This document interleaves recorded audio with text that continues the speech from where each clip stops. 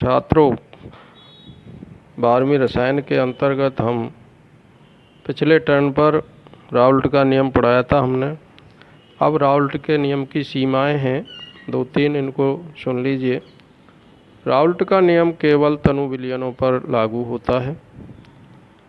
दूसरा, जिन विलयनों में विलेय के अणु संगुणित या वियोजित होते हैं उन पर यह नियम लागू नहीं होता है।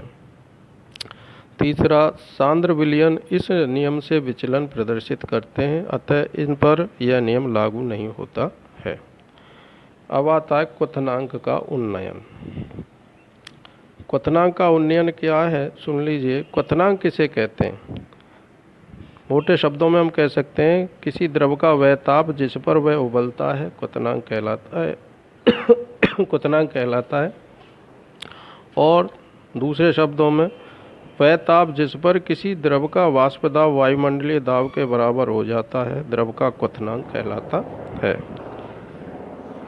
जब किसी द्रव में कोई अवाष्पशील पदार्थ घोला जाता है तो उसका क्वथनांक बढ़ जाता है, अर्थात वाष्प दाब अवनमन के कारण विलयन का क्वथनांक विलायक के क्वथनांक से अधिक हो जाता है और इस क्वथनांक की वृद्धि को या ताप वृद्धि को क्वथनांक का उन्नयन कहते हैं।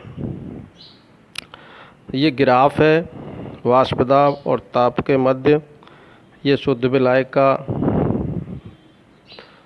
ताप वक्र है, ये विलयन 1 का ताप वक्र है, एक विलयन 2 का ताप वक्र है।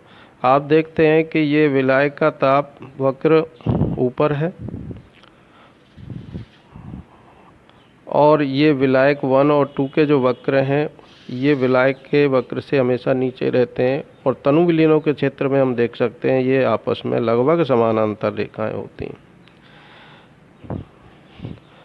तो इसमें जैसे क्वथनांक का जो उन्नयन है, मान लीजिए किसी विलायक का जो क्वथनांक है वो T1 है, Tb, और विलायक 1 के और 2 के क्वथनांक T1 T2 है। तो क्वथनांक का उन्नयन विलायक 1 के लिए होगा T1 माइनस Tb, दूसरे विलयन के लिए उसका क्वथनांक होगा T2 minus Tb, delta Tb2, ये डेल्टा Tb1 है। अब हम कह सकते हैं तनु विलयनों के क्षेत्रों में ये जो विलायक और विलयन ABC के जो वक्र हैं आपस में लगभग समानांतर हैं। इसका मतलब ये है कि जो वाष्प दाब अवनमन है P0 माइनस P1 या P0 माइनस P2, इनका जो अंतर है ये बढ़ेगा तो क्वथनांक भी बढ़ेगा। तो हम कह सकते हैं कि P0 माइनस P1 ये क्वथनांक उन्नयन के समानुपाती होते हैं तनु विलयनों के क्षेत्रों में। तो P0 minus P1 proportional delta Tb1 विलयन 1 के लिए लिख सकते हैं। और चूंकि P0 माइनस Ps ये प्रोपोर्शनल होता है विलेय का मूल प्रभाज, राउल्ट के नियम से हमने सिद्ध किया है, इसलिए डेल्टा Tb1 प्रोपोर्शनल विलेय का मूल प्रभाज होगा। तो विलेय का मूल प्रभाज का मतलब है इसका विलेय के अणुओं की संख्या पर ये क्वथनांक का उन्नयन डिपेंड करेगा। तो इससे सिद्ध होता है कि क्वथनांक का उन्नयन भी विलयन का अणुसंख्य गुण होता है। अगला है हिमांक का अवनमन। हिमांक का अवनमन क्या है? जिस ताप पर किसी द्रव का वाष्प दाब उसकी ठोस अवस्था के वाष्प दाब के बराबर हो जाता है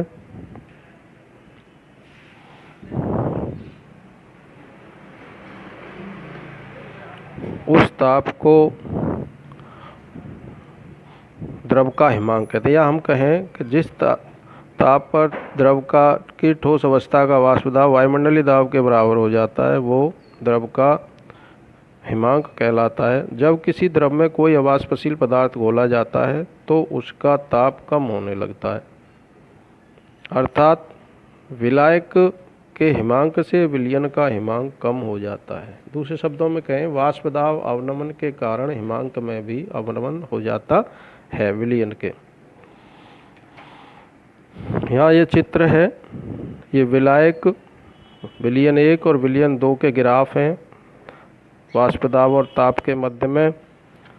तो विलायक का हिमांक TF है, विलयन 1 का हिमांक T1 है, विलयन 2 का हिमांक T2 है। तो विलयन 1 के लिए हिमांक का अवनमन डेल्टा TF बराबर होगा TF माइनस T1। विलायक 2 के लिए हिमांक का अवनमन बराबर डेल्टा TF2 बराबर होगा TF माइनस T2। तो हिमांक का अवनमन विलेय के अणुओं द्वारा प्रभावित होता है, यह विलयन का अणुसंख्य गुण होता है। तो इसको हम इस प्रकार सिद्ध कर सकते हैं।